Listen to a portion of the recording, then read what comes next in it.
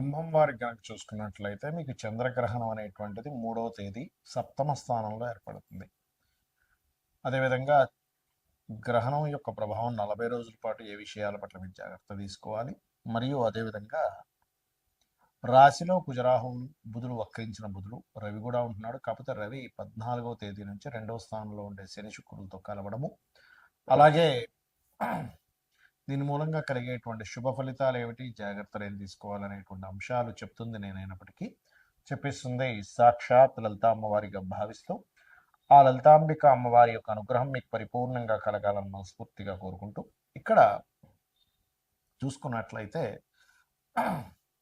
సప్తమ స్థానంలో గ్రహణం పడుతున్నందుకు మీరు పార్ట్నర్షిప్స్ విషయంలోని, వివాహ నిర్ణయాల విషయంలోని, ఆల్రెడీ మీ వివాహం అయినట్లయితే మీ యొక్క జీవిత భాగస్వామి యొక్క ఆరోగ్య విషయంలోని కించిత్ జాగ్రత్తగా ఉండాలి. అంతకు మించి ఇబ్బంది ఏమి ఉండదు.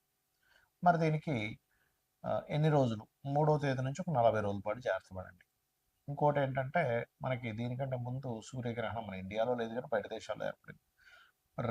లగ్న సప్తమాల్లో రవిచంద్ర గ్రహణాలు ఏర్పడ్డాయి కాబట్టి వీలైనంత మట్టుకు వివాహ నిర్ణయాలు ఈ 3వ తేదీ నుంచి 40 రోజుల పాటు వాయిదా వేయడం మంచిది. వివాహ నిర్ణయాలు కానివ్వండి, మీ రాశి వారికి అందరికీ కాదు, లేదా వివాహ ముహూర్త సంబంధించిన విషయాలు కానివ్వండి, ఇటువంటి విషయాల్లో, లేదా ఒక స్టేజ్ మీద ఎక్కి మనం ఏదైనా మాట్లాడుతున్నాం, ఆ యొక్క విషయంలో కూడా కాస్త జాగ్రత్త వహించాలి.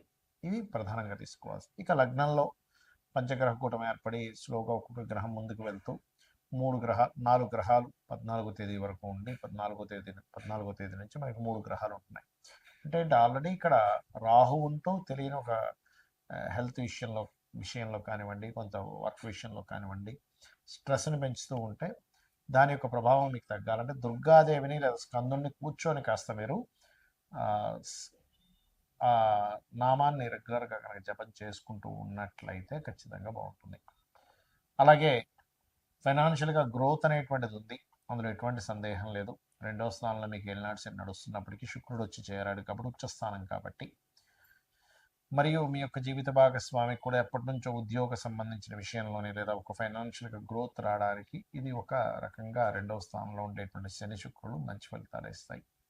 సంతానం కోసం చేసే ప్రయత్నం కొంతవరకు ఫలిస్తుంది. రుణాలకు సంబంధించిన విషయంలో, జీవిత భాగస్వామికి రుణ సంబంధించిన విషయంలో, హెల్త్ సంబంధించిన విషయంలో కొంత జాగ్రత్తగా ఉండాలి. బికాజ్ ఆఫ్ 6వ అధిపతి 7లో వెళ్ళి అక్కడ గ్రహణం పడుతుంది కాబట్టి విదేశాల్లో ఉద్యోగం చేద్దాం, విదేశీ కంపెనీస్తో ఇక్కడి నుంచి ఉద్యోగం, కొంతమంది నైట్ డ్యూటీస్ చేస్తూ ఉంటారు, అటువంటి వాటికి అనుకూలతగా ఉంది చెప్పాలంటే. ఇక మీరు నిత్యము చేయవలసినటువంటి దత్తాత్రేయుడి యొక్క ఆరాధన, విష్ణు సహస్రనామాలు చేయండి, అన్ని విధాలు బాగుంటుంది. చాలామందికి ఏంటంటే గ్రహణ సమయంలో ఎందుకు గుళ్ళు మోస్తాము, గుళ్ళులో ఆలయంలో ఉండే భగవంతుడికి కదా అయిపోతుంది, తన శక్తిని కోల్పోతాడా కదా అని అనుకుంటారు, కానీ అది పూర్తిగా తప్పు. ఎక్కడ శాస్త్రంలో గ్రహణ సమయంలో గుడి మూసేయాలనేటువంటిది ఎక్కడా లేదు. ఎందుకు మూసేస్తారంటే అమ్మో ఆయన కూడా శక్తిని కోల్పోతారండి, టెంపుల్ శక్తిని కోల్పోతున్నారు, అది పూర్తిగా అబద్ధము. భగవంతుడి శక్తిని కోల్పోయేటట్టయితే ఒక చిన్న విషయం ఆలోచించండి. మనం గ్రహణ సమయంలో ఏం చేస్తాం, గ్రహం అనేటువంటిది ఏమిటి, ఏదో భయపడడానికి భయపెట్టడానికి కాదు, గుర్తుపెట్టుకోండి. ఇక్కడ ఏమిటంటే గ్రహణ సమయంలో మీరు సాధన గనక చేసుకోగలిగితే అది చాలా గొప్ప సమయం కాబట్టి మీరు ఒకసారి చేసిన మంత్రం 1000 రెట్లు పెరుగుతుంది. మన శక్తిని కోల్పోయేటట్టయితే మీరు జపించేది ఏ మంత్రం జపిస్తున్నారు, విష్ణువుదో, వెంకటేశ్వర స్వామిదో, అమ్మవారిదో, లేకపోతే దశమహావిద్యల్లో ఏదో ఒక మంత్రమో జపిస్తున్నారు కదా. మరి అలాంటప్పుడు అలా గ్రహణ సమయంలో అమ్మవారి మంత్రమో లేకపోతే అయ్యవారి మంత్రమో, మీకు గణపతో ఏదైతే ఇష్టదైవం ఉంటుందో ఆ ఇష్టదైవాన్ని, లేకపోతే మీకుండేటువంటి కోరికను బట్టి, మీకుండేటువంటి సంకల్పాన్ని బట్టి, మీకున్నటువంటి సమస్యని బట్టి ఆ సమస్య తీరడం కోసం వాళ్ళు జపిస్తున్నారు. మరి మంత్రం ఎవరిది, అమ్మవారికి సంబంధించి దేవతా సంబంధించిందేగా. మరి అలాంటప్పుడు శక్తి కోల్పోయి గుళ్ళు మూసేసే అంత స్థితి ఉంటే కనుక మరి ఆ సమయంలో దేవత ఎందుకు చేస్తున్నాం. కాబట్టి అలా ఏమి శక్తి కోల్పోవడం కాదు. ఇది ఏమిటంటే పర్టికులర్గా ఇప్పుడు ఆ సమయంలో ఉన్న ప్రదేశంలోనే కూర్చొని సాధన చేసుకుంటే సాధన వలన మనకి మన యొక్క పాజిటివ్ ఎనర్జీ పెరుగుతుంది. ఇక్కడ మనకి సమస్యలు ఎందుకు వస్తాయంటే నెగిటివ్ ఎనర్జీ ఎక్కువ అవడం వల్ల. సమస్యలు ఎప్పుడు తీరుతాయంటే పాజిటివ్ ఎనర్జీ ఎక్కువ అవడం వల్ల. మనం చూడండి, ఒక హోమం చేయించుకుంటాం, లేకపోతే ఒక పూజ చేయించుకుంటాం, ఇంట్లో సత్యనారాయణ స్వామి వ్రతం చేయించుకున్నామండి, నవగ్రహ హోమం చేయించుకున్నామండి, చండీ పారాయణం చేయించుకున్నామండి అంటూ ఉంటాం. ఎందుకు, ఒక మంచి జరగాలి. ఎందుకు దేవతా శక్తి మనకి తోడుగా ఉంటే మన యొక్క పాజిటివ్ థింకింగ్ కానివ్వండి, మనకు ఉండేటువంటి కర్మలు కానివ్వండి అన్ని కంట్రోల్ చేయబడతాయని. మరి ఈ గ్రహణం పట్టినంత మాత్రం చేత భగవంతుడు దాన్ని కంట్రోల్ చేయలేడు, అందుకే మూసేస్తున్నాం అనుకోవడం పూర్తిగా తప్పు, గుర్తుపెట్టుకోండి. కాకపోతే ఏంటంటే ఎక్కువగా ఈ పౌరహిత్యంలో ఉండేటువంటి వారు చేస్తారు కాబట్టి ఆ సమయంలో కాస్త గుడిని మూసి ఆ జపంలో కూర్చుంటాడు, అంతేగాని మరొకటి ఏం కాదు. మరి ఈ గ్రహణ సమయంలో మీకు ఉండే సమస్యని బట్టి ఎటువంటి మంత్రం చేసుకోవాలి? లలితా సహస్రనామాలు చూడడానికి నామాలు, కానీ వాటిని కూడా అపౌరుషములు అంటారు. అంటే ఎవరో మనుష్యులు రచించినటువంటిది కాదు, వేదమంత్రంతో సమానం. కాబట్టి అప్పుల బాధలు చాలా మందికి ఎక్కువగా ఉన్నాయి. చక్కగా కూర్చొని మీరు ఓం అపర్ణాయై నమః అనే మంత్రం కనుక చేసుకోగలిగితే అద్భుతంగా మీకు అప్పుల బాధల నుంచి బయటపడతారు. లేదంటే ఫైనాన్షియల్గా నాకు గ్రోత్ రావాలి, ధనస్థానం బాగాలేదు, మన జన్మజాతకంలో ధనాధిపతి బాగాలేడని చెప్పారు, మరి లక్ష్మీ స్థానం అనేటువంటిది పాడైపోయిందంటే ఏమి టెన్షన్ పడకండి. చక్కగా మీరు ఓం సంపత్కరీ సమారూఢ సింధుర వ్రజ సేవితాయై నమః అనే మంత్రం చేసుకోండి. లేదా ఓం ధర్మాధ్యక్ష ధనాధ్యక్ష ధనధాన్య వివర్ధిని నమః.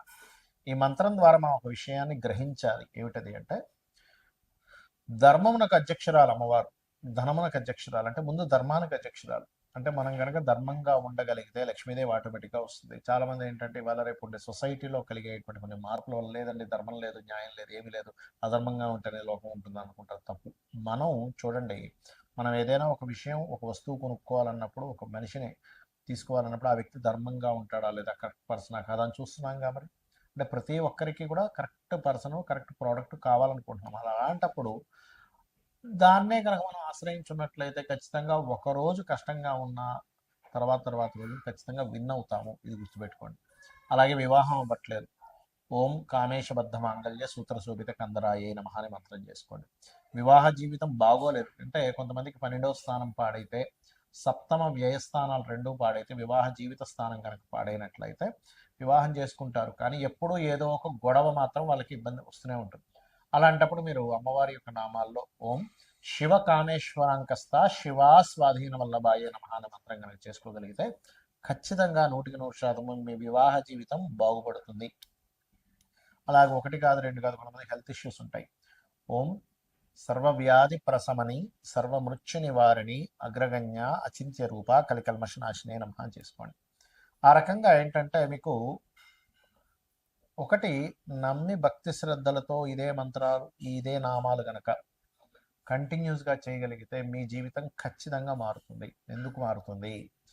లలితా సహస్రనామాల్లో చెప్పినటువంటి నామాలన్నీ కూడా అమ్మవారి యొక్క స్వరూపం ఎలా ఉంది, అమ్మవారు ఏ ఏ రకంగా ఈ యొక్క విశ్వాన్ని నడిపిస్తుంది, ఏ ఏ రూపాల్లో ఉంది, ఏ రకమైనటువంటి ఫామ్లో ఉందని చెప్పేటువంటిది. మరి దాన్ని మీరు చెప్తున్నారంటే ఒక సత్యాన్ని పలుకుతున్నారు, అమ్మవారిని గుర్తిస్తున్నారు, అమ్మవారిని వేడుకుంటున్నారు, అమ్మవారిని కోరుకుంటున్నారు. లలిత సహస్రనామాలకు ఉండేటువంటి గొప్పతనం ఏంటంటే ఒక్క నామము మీరు ఎన్నో వందల వేల లక్షల జన్మల నుంచి చేసినటువంటి పాపకర్మని దగ్ధం చేసేటువంటి శక్తి ఉంటుంది. సో ఆ దగ్ధం చేసేటువంటి శక్తి ఎప్పుడైతే మీకు వస్తుందో, పాపకర్మ ఎప్పుడైతే పోయిందో కష్టం అనేటువంటి తీరిపోతుంది. ఇక గ్రహణం తర్వాత ముఖ్యంగా గ్రహణం ఎవరెవరికి ఉంటుంది? సింహం వారికి, సింహరాశిలో పడుతుంది. సింహము, కర్కాటకము, కన్య, అదేవిధంగా మకరము, మేషరాశి వాళ్ళకు ఉంటుంది. స్వల్పము, ఏం టెన్షన్ పడకండి, భయపెట్టడానికో భయపడడానికో గ్రహణాలు కావు. అలాగే మరొక విషయం ఏంటంటే ఈ రాశుల వారికి దానం ఏం చేసుకోవాలి? బియ్యము, ఉలవలు, మినుములు, గోధుమలు, నువ్వులు దానం ఇచ్చుకుంటూ ఒక ఇత్తడి గిన్నెలో నెయ్యి, ఆవు నెయ్యి, కొంత ఆవు నెయ్యి పెట్టి ఈ చంద్ర సూర్య ప్రతిమలు, అదేవిధంగా సర్ప సంబంధించినటువంటి చిన్న చిన్న సర్ప ప్రతిమలు, వీటిని దానంగా ఇచ్చినట్లయితే దోషం అనేటువంటి తగ్గుతుంది. మరి దానం ఇచ్చుకోలేని స్థితిలో ఉన్నామంటే ఏం చేయాలి? రామాయణ మహాభారతాలు లాంటివి వినొచ్చు, లేదా లలిత సహస్రనామాలు రెగ్యులర్గా విన్నా అమ్మవారి యొక్క అనుగ్రహంతో మీకు ఆ రక్షణ అనేటువంటి లభిస్తుంది. ఎందుకంటే అందరూ దానం ఇచ్చుకునేటువంటి స్టేజ్లో ఉండరు. కాబట్టి చేయండి, ఖచ్చితంగా అమ్మవారి యొక్క అనుగ్రహం మీకు కలుగుతుంది. అమ్మవారి యొక్క అనుగ్రహంతో మీ అందరూ కూడా క్షేమంగా ఉండాలని మనస్ఫూర్తిగా కోరుకుంటూ శ్రీమాత్రే నమః.